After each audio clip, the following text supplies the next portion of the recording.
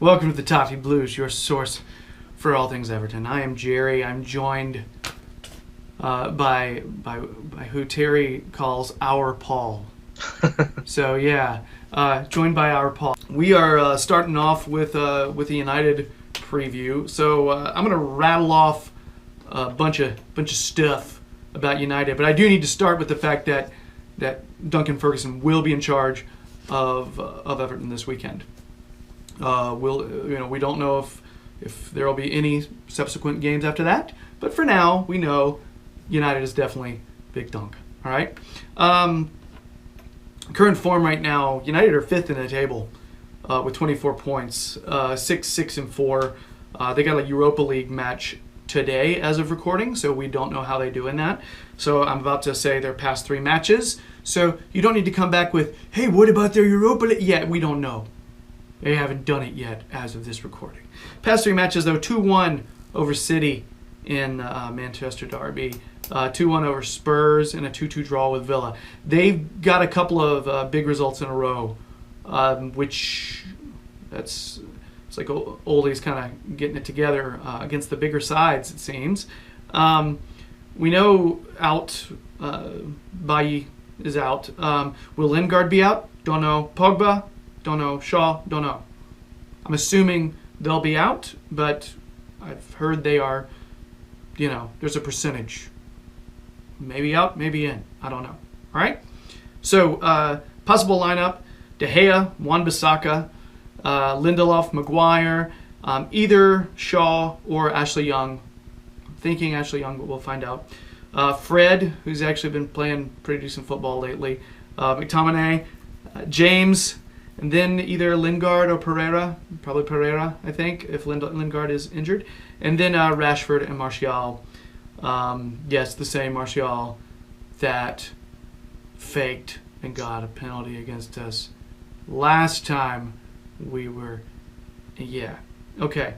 So, players to keep in mind. Obviously, Martial, Rashford, James, Pereira. Those are solid attacking players. So thoughts on Everton, Paul? I think we've got Luca Dean maybe out. We don't know, right? And then Coleman, Delph, Mina, Gabami, and Gomez probably out. Have you heard similar stuff? Yeah, I read Duncan's quotes from today. He said Delph wasn't fit. Walcott's a big doubt. Mina is a big doubt as well. So, yeah, Walcott is a big doubt. I don't think I knew that. Yeah, I read that Walcott's not touch and go. So we're still very much man down, aren't we? Very weak. Yeah. Okay.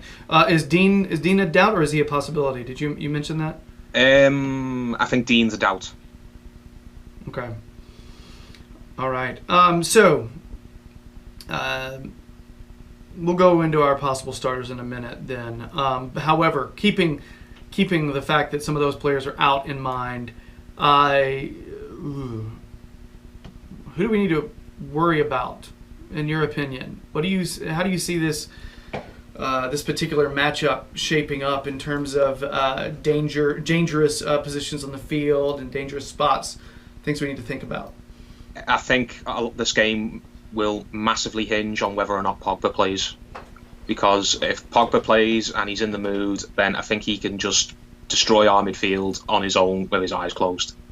Because it's going to be Gylfi and Schneiderlin in the middle again. Mm-hmm. And I know they were a lot better last week, but they're still very immobile. Sigurdsson's really out of form. Schneiderlin's not very quick, hasn't got the legs to get around the pitch. There's a lot of tackles are going to be flying in again, I imagine. And Pogba's the type of guy where... Fred as well, they're clever enough to draw fouls, aren't they? Or to just basically, what's the word I'm looking for? They will run the game. They're going to have they're at home, they're at Old Trafford, they're going to have a lot of the ball. If Pogba's playing, Pogba's going to be an absolute nightmare to get the ball off, because I don't see Sigurdsson or Schneiderlin. They're not energetic enough, like a Gay or a Delph maybe, to just be kind of man marking him and hounding him and stifling him a lot. So I think a lot of it's going to hinge on Pogba, but obviously the two danger men up top are Rashford and Martial. They're both hot and cold players, but Rashford is really, really fast, And if he runs at someone like Michael Keane, then I think Michael Keane's going to have a fit. And someone like Martial, who, if he gets into the box, is absolutely lethal.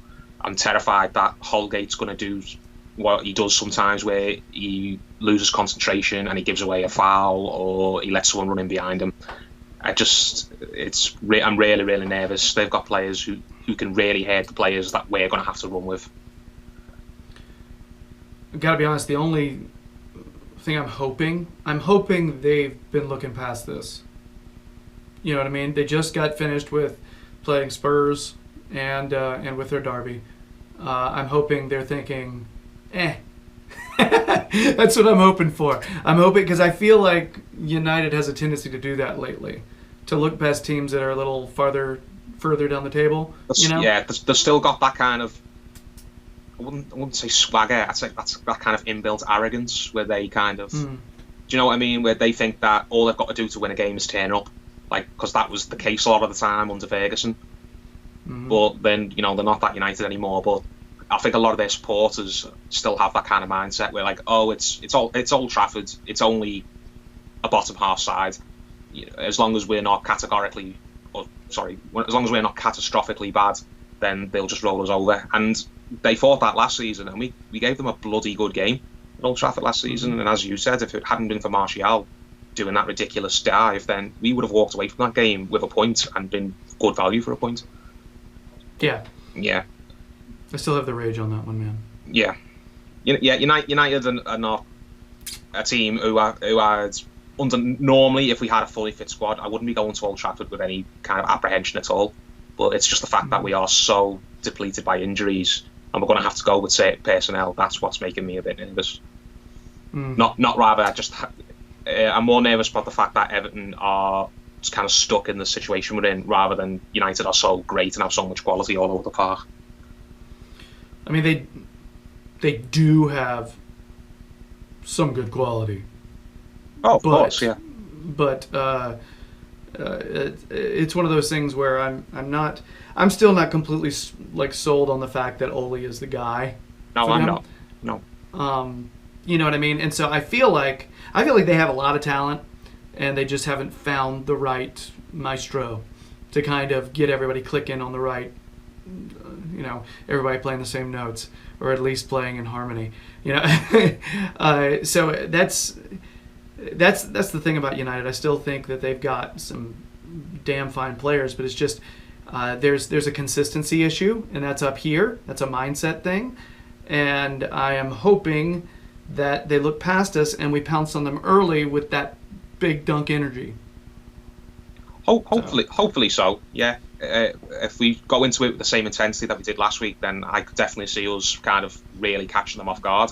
And if we can nick an early goal, then it's anything can happen, isn't it? But if if the energy drops off from last week, we kind of just sit in our shell a little bit and look to counter them, then I don't really think we're going to get much joy doing that. I think we have to look to get on the front foot ourselves, and attack is the best form of defence, because our defence is, I don't have much confidence in it at the moment, especially against players like Martial and Rashford, who are so pacey and tricky. When we've got they're so good 1v1. You know what I mean? Yeah, that's what I was trying to say. Yeah, they are the type of strike. They are the type of forward players who are going to draw our defenders into just making a stupid challenge, or get caught completely out of position, or not pay attention and let them run in behind them. Do you know what I mean? I can really see United cutting us open if we don't, and to prevent that, we just have to get at them before they get at us. Yeah, there's that, and then also just making sure Schneiderlin is shielding that back four as much as possible, which is kind of his. We gave him a simple instruction last time. Hey, this is your job, and he did it. So I'm hoping if we keep it simple for him again, then we'll at the very least our back grouping will be compact, and it'll at least be a little tougher for them to slice us open. It's a big pitch, Old Trafford, as well, and that's one of my big fears. There's going to be space for their players to run into. Yeah, it's very hard to kind of sit in a block at Old Trafford, which is why I'm hoping we don't do it. So it's not going to work. It's going to be what happens at the Emirates, that time under Allardyce, or similar to what happened at Anfield. I think we're just going to get caught at 6s and 7s if we try and just sit in our own half and look to defend it on the counter. I think we have to just try and match them for quality, because we've got quality forward players too. Well, I feel like they did a lot of countering against City, so it's interesting, like the fact that I feel like they'll almost want to be doing something very similar to what we will want to be doing, except they'll be doing it with a different type of formation. Maybe, but you got to remember they're at home this time, and they were away at City. Now they're at home to Everton. I think their supporters, going back to what I said a few minutes ago, I think the impetus is going to be on them. If they sit in their own half and look to counter us, I think their supporters could lose patience with that. If they hit us quick and they get an early goal, then that will settle them down. I think the fans will put up with that. Yeah, but let's say it's half an hour gone and they haven't had many chances at goal. I think their fans will kind of demand that they go forward a bit more, which is the problem that they had under Mourinho a lot. The fans chanting, "Come on, we want to attack. We want to be going at teams. We don't want to be just sitting in our own half." It does happen that their supporters kind of will get on their back as well if they don't like what they're seeing. So that's why. So very probably. Oh, sorry. Go ahead. No, I was just finishing what I was saying. If they do what you're suggesting, which might be the smart idea, to try and just use their pace and hit us, I think if we can get through the first period of the game and they don't score with that game plan, I think we will grow into the game. If that's the scenario they go with. It's like you're reading from the same cards I am. I was literally about to say, so it may be a situation where we tackle hard, but we have to kind of just deal with their big wave at the beginning, the same way we had a big wave at the beginning of our last match. We just make sure we can kind of defend that, keep that out, and then gradually we will be able to kind of hit them. Yeah. Because to be honest with you, we did go route one some last match, being able to hit it on the counter, and having our.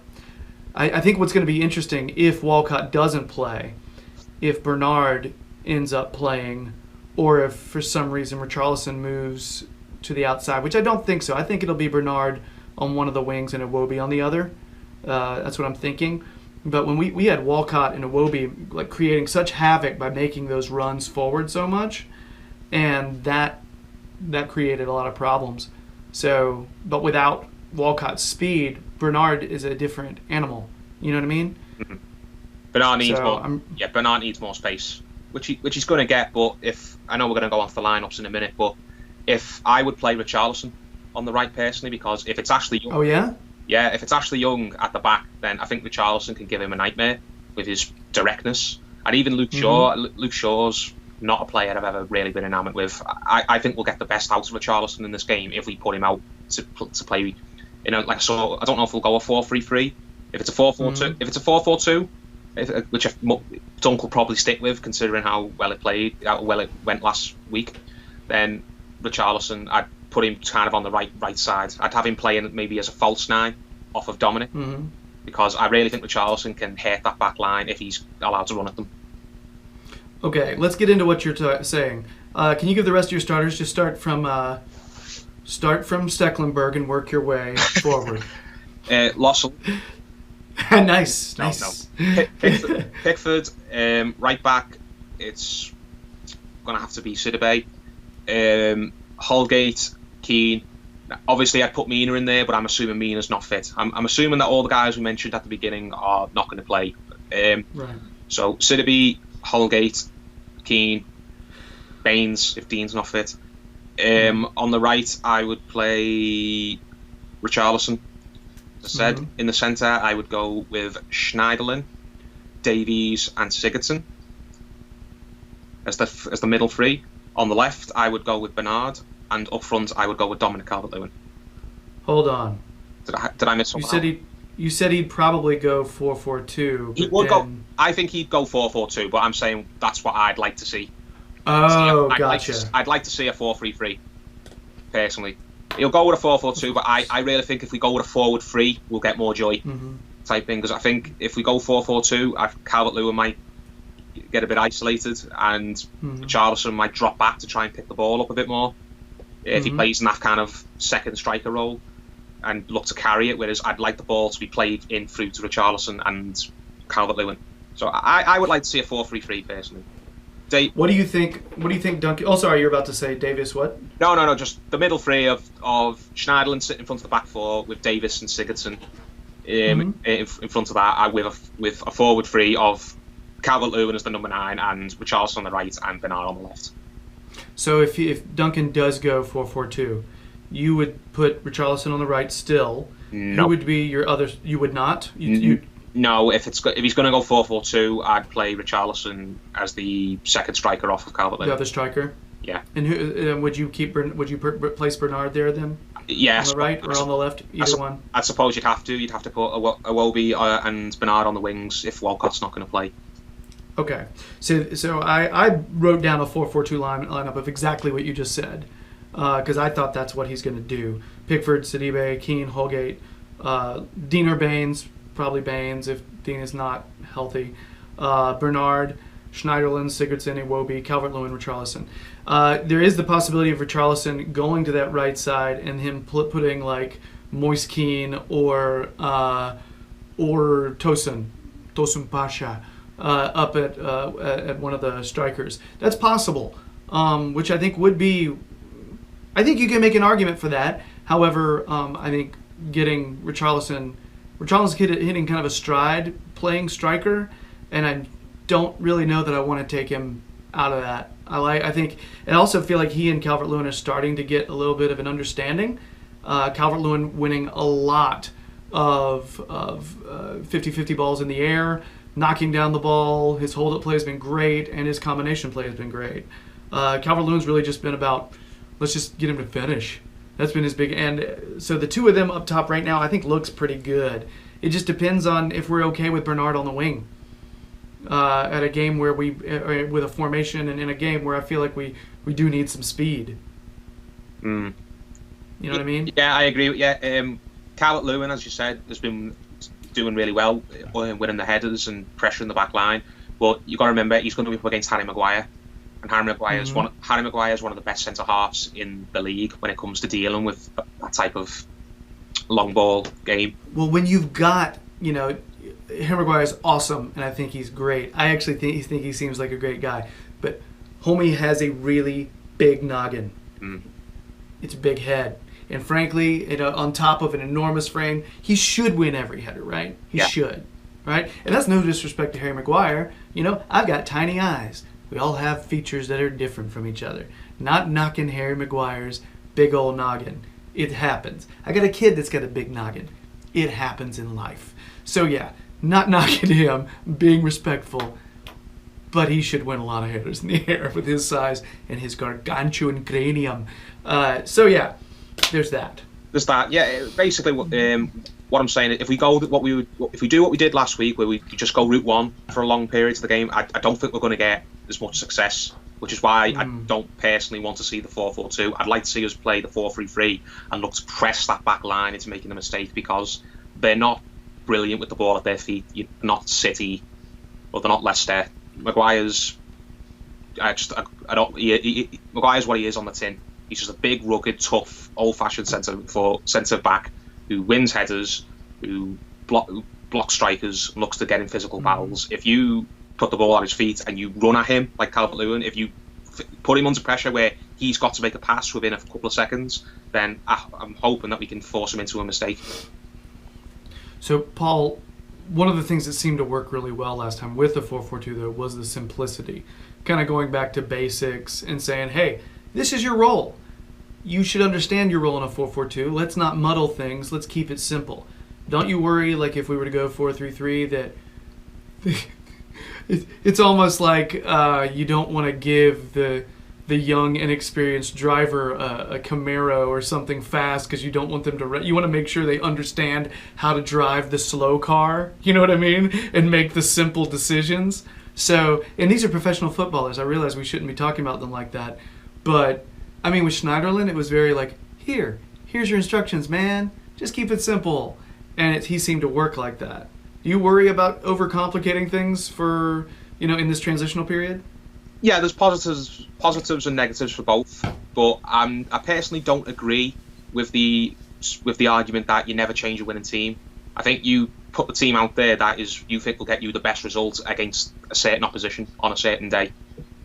So if we go 4-4-2 and we just go route one for long periods of the game and we look to tackle in and hard, then I can see players like Pogba giving us the run around, or Harry Maguire just dealing with everything that comes over the top with him, the same way Van Dijk did.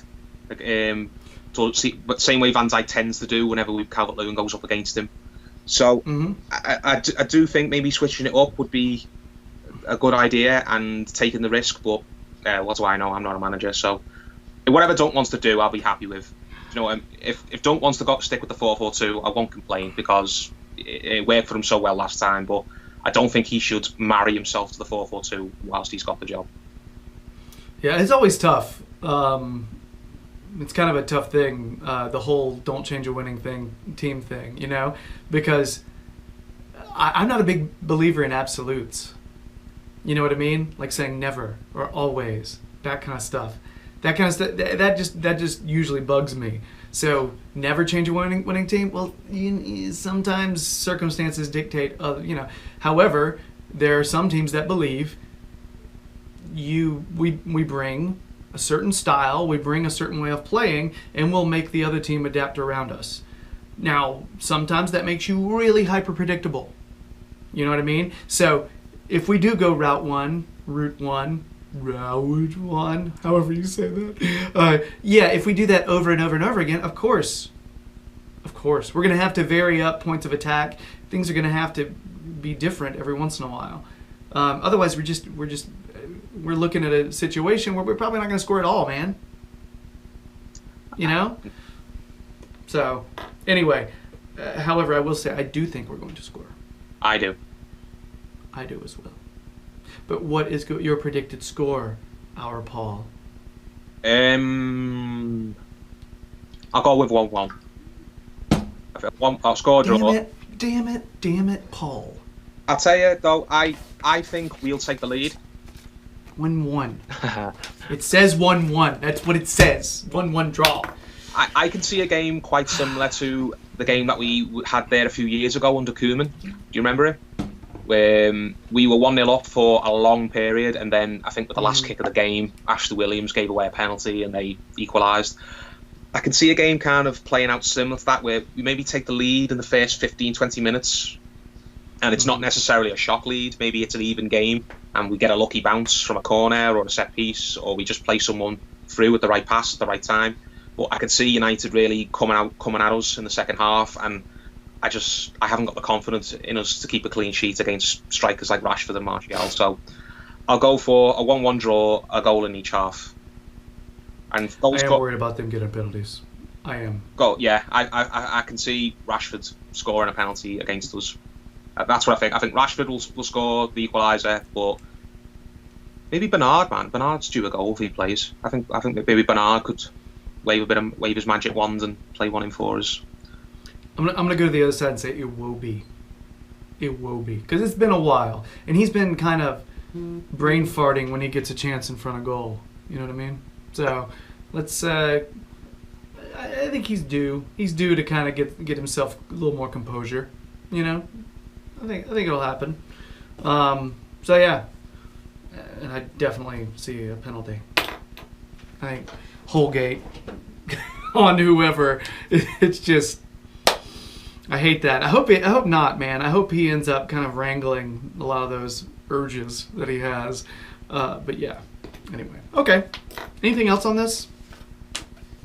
No, just I hope it goes well for Duncan, because if we're going to lose, then I don't want us to lose like in a really bad way, like where we get spanked. I don't want us to get spanked or to lose in a heartbreaking fashion where, like a ridiculous decision goes against us, or they score in injury time, because that would really hurt Duncan. Because you could see how much it meant to him when we won last week. He was like a fan in the stands, and if something goes against us, it will really cut him deeply, I think, because he'll feel like he's letting the fans down, even if he was powerless to stop what was happening from happening. So I hope they do well for Duncan. Something will go against us, probably officiating wise, probably. I've come to count on it whenever we play against any of bigger, with the teams that, the big six or whatever. Yeah, that's why I was so shocked at playing Chelsea. We didn't have a lot go against us with the officiating. Do we know who the referee is? I never. Oh, they're all crap anyway. It doesn't matter. Yeah. For me, it's usually, I don't know. I don't have any faith. I have no faith in the FA as far as the officiating or whatnot. None. I'm thinking right now, because of the way VAR is handled, I just think it's crap. But maybe at some point they'll actually have the official actually have to look at the play and be the one who determines it and that kind of thing. We'll see. All right, I think that's it for our United preview. We're gonna move on to we're gonna talk a little bit Paul's favorite subject, David Moyes. So that'll be our next segment. Yeah, he's super excited. We're going to talk about the good and the bad. Just address it and say this is the way it is. But anyway, if you've been digging the videos, please subscribe to the Toffee Blues YouTube channel. We'd really appreciate it. If you want more Paul, keep an eye on his Twitter. He'll tell you when and where any of his analysis will be. He has some analysis appearing on the Toffee Blues website every so often. So keep an eye on that. Yeah, I believe you had something recently, yes? Yeah, I did the 5 things we learned after the Leicester heartbreak. Yes. Yes. So, don't read it for Paul, but don't let it affect your mood. I did say in that piece I did that I thought people, this was before Silva was sacked, that I felt people were going a bit overboard and that we were not in danger of going down, and I still feel that now. Even if Silva was still here, I just don't believe that there are 17 teams in this league that will finish above us, even if we had a really, really bad season and had a really, really bad manager. Yeah, I wasn't necessarily freaking out either. I don't like being in the relegation zone, but I did think we were a better team than our rank. But again, until you start showing it, you're not completely comfortable, right? So, all right. So, yeah, check that out. Check out what Paul's got going on. That'd be great. We're going to move on and talk about David Moyes. Yeah, we'll see. The Moyes side. All right. Yeah, is he? Question mark. All right, bye.